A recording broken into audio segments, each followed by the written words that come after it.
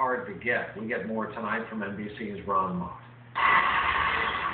The Connecticut tragedy renewed questions about troubled young men who commit violent crimes, often described as loners, socially awkward, angry. Potential signs, doctors say, of a possible underlying mental illness.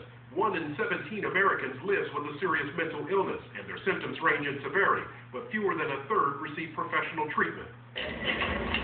Fewer professionals are entering the field, and rising costs have reduced the number of hospitals and clinics offering care. In the reality, it's really the very poor who can get Medicaid, where there's a certain basic level of service, and it's reasonably quality service, and the wealthy can pay for service privately. Deep cuts to mental health care funding began 2 decades ago. In the last 3 years alone, states have cut spending by almost $2 billion.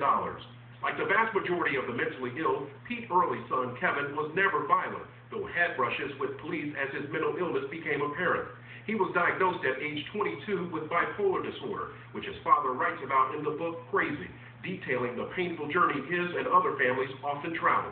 We need to fix the system. It shouldn't be easier to get an assault rifle than it is to get mental health care. Trying to get my son help was nearly impossible, and I was advocating for him. What chance does someone who knows nothing about our system, has no money, has no political connection, what chance do you think they can have getting into our system?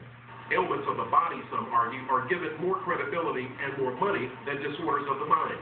We don't treat the disorders from the neck up the way we do the rest of the body, so mental illness is not equal to physical illness, and this is truly at our own peril.